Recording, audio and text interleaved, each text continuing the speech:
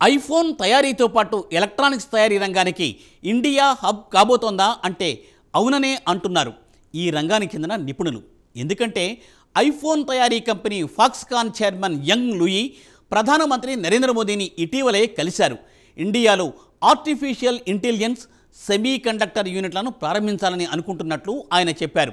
దీంతోపాటు భవిష్యత్తులో తాను చేపట్టబోయే ప్రాజెక్టుల గురించి యంగ్ ప్రధానమంత్రికి వివరించారు. ఇక ఇండియాలో ఫాక్స్కాన్ కొత్త ప్లాంట్లు ఎక్కడెక్కడ పెట్టబోతోంది, కంపెనీ భవిష్యత్ ప్రణాళికల గురించి మరింత సమాచారం ఈ స్టోరీలో.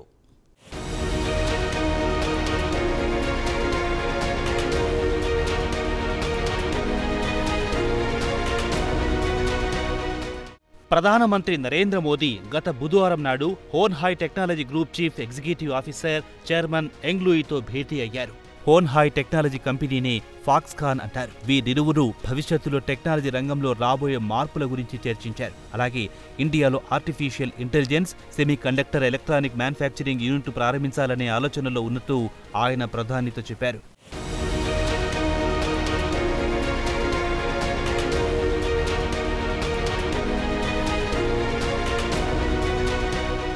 ఇక ఫాక్స్కాన్ విషయానికి వస్తే యాపిల్ ఐఫోన్కు కీలక సప్లయర్. తైవాన్కు చెందిన ఈ టెక్ దిగ్గజం ఇండియాలో యాపిల్ ఐఫోన్ తయారు చేసిస్తోంది.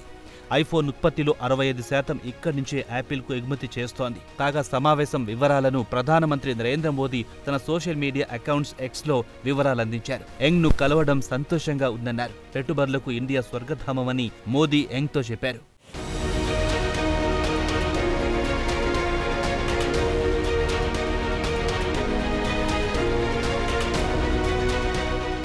ఇక ప్రతి ఏడాది 200 మిలియన్ల ఐఫోన్లు తయారవుతున్నాయి. ఈ యాపిల్ ఐఫోన్ ప్రపంచంలోని పలు ప్రైవేట్ కంపెనీలు తయారు చేసినా 70% తయారు చేసేది మాత్రం ఫాక్స్కాన్. తైవాన్కు చెందిన ఈ టెక్నాలజీ దిగ్గజం ప్రతి ఏడాది 140 మిలియన్ ఐఫోన్లు తయారు చేస్తోంది.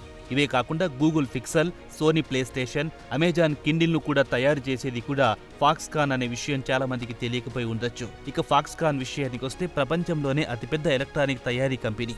దీంతో పాటు ఈ కంపెనీ వేలాది మందికి ఉపాధి కల్పిస్తోంది. సుమారు 13 లక్షల మంది ఉద్యోగులు ఈ కంపెనీలో పనిచేస్తున్నారు.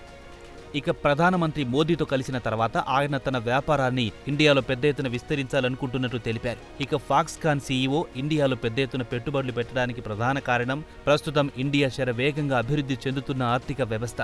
దీన్ని యంగ్ క్యాష్ చేసుకోవాలనుకుంటున్నాడు. కొత్త ప్రాజెక్టులో సుమారు $1.6 బిలియన్ల అంటే భారతీయ కరెన్సీ ప్రకారం సుమారు 13,500 కోట్ల పెట్టుబడులు పెట్టాలనే ఆలోచనలో ఉన్నారు. అయితే ఈ పెట్టుబడులు ఎక్కడ పెడతారు అనే విషయానికొస్తే ఇండియాలోని పలు రాష్ట్రాలు పెట్టుబడులు పెట్టబోతోంది. ఇండియాలో ఫాక్స్కాన్ మొట్టమొదటి ప్లాంట్ను తమిళనాడులో 2017లో ప్రారంభించింది. అటు తర్వాత నుంచి క్రమంగా తమ ప్లాంట్ను విస్తరించుకుంటూ పోయింది తప్ప తగ్గించిన దాఖలాలు లేవు. ప్రస్తుతం ఇండియాలో సుమారు 30 ప్లాంట్లను నిర్వహిస్తోంది ఫాక్స్కాన్.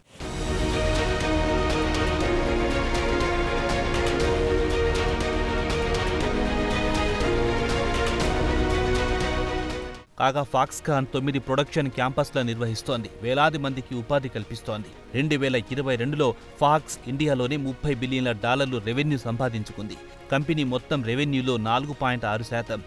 2021తో పోల్చుకుంటే రెట్టింపైంది. 2023లో ఫాక్స్కాన్ ఇండియాలో ఐఫోన్ 15 తయారు చేయడం ప్రారంభించింది. 2028 నాటికి 25% ఐఫోన్లు ఇండియాలోనే తయారు చేయాలనుకుంటోంది ఫాక్స్కాన్. మొత్తానికి చూస్తే ఇండియాలో పెద్ద ఎత్తున పెట్టుబడులు పెట్టి తన వ్యాపారాలను విస్తరించాలనుకుంటోంది. మరి ఇంతకు ఇండియాలో పెట్టుబడులు పెట్టడానికి ఫాక్స్కాన్ ఎందుకు ఆసక్తి కనబరుస్తోంది అంటే దీనికి కారణం ప్రస్తుతం ప్రపంచవ్యాప్తంగా నెలకొన్న రాజకీయ కారణాలే అని చెప్పుకోవచ్చు.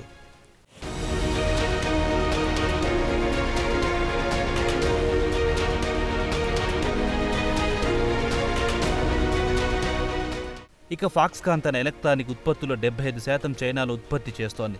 దీన్ని 50% కంటే తక్కువకు తీసుకురావాలనుకుంటోంది. ప్రత్యామ్నాయంగా ఇండియాలోనే ప్లాంట్లను విస్తరించాలనే ఆలోచనలో ఉంది. దీనికి కారణం ఏమిటంటే ఇండియాలోనే ఇప్పటికే ఫాక్స్కాన్కు పెద్ద ఎత్తున ప్లాంట్లున్నాయి కాబట్టి ఇక్కడే విస్తరించుకోవాలనుకుంటుంది. మరి ఫాక్స్కాన్ ఇంత పెద్ద మొత్తంలో పెట్టుబడులు పెట్టినా దానికి బదులుగా ఇండియాకొచ్చే లాభం ఏమిటి అంటే ఫాక్స్కాన్ లాంటి పెద్ద కంపెనీలు ఇండియాకొచ్చాయంటే ఇండియాకు గ్లోబల్ మ్యానుఫ్యాక్చరర్ హబ్గా పేరు మారుమోగిపోతుంది. ఇదే విషయాన్ని ప్రధానమంత్రి నరేంద్ర మోదీ స్వతంత్ర దినోత్సవం సందర్భంగా కూడా ప్రస్తావించారు. దీంతో పాటు దేశంలో పెద్ద ఎత్తున యువతకు ఉపాధి కల్పించవచ్చు. ఇక పెట్టుబడుల విషయానికి వస్తే తమిళనాడులో $190 మిలియన్ల, తెలంగాణలో $357 మిలియన్, కర్ణాటకలో $600 మిలియన్ల, మరో $700 మిలియన్ల పెట్టుబడులు పెట్టడానికి ప్లాన్ చేస్తోంది.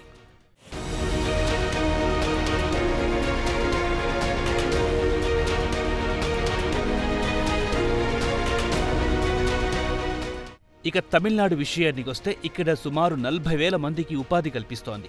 మరో 1,600 కోట్ల పెట్టుబడులు పెట్టి మరో 6,000 మందికి ఉపాధి కల్పిస్తామంటోంది. అలాగే తెలంగాణలో అదనంగా 3,300 కోట్లు పెట్టుబడులు పెట్టడానికి ముందుకొచ్చింది.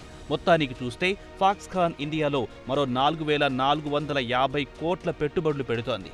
దేశం నుంచి ఐఫోన్లతో పాటు ఇతర ఎలక్ట్రానిక్ గూడ్స్ ఎగుమతులు గత 10 సంవత్సరాల నుంచి క్రమంగా పెరుగుతూ వస్తున్నాయి. అయితే ఇండియా లక్ష్యంగా మాత్రం 2026 నాటికి దేశం నుంచి మొత్తం ఎలక్ట్రానిక్స్ వస్తువుల ఎగుమతి $300 బిలియన్ల, అంటే 25 లక్షల కోట్ల రూపాయలు లక్ష్యంగా పెట్టుకుంది.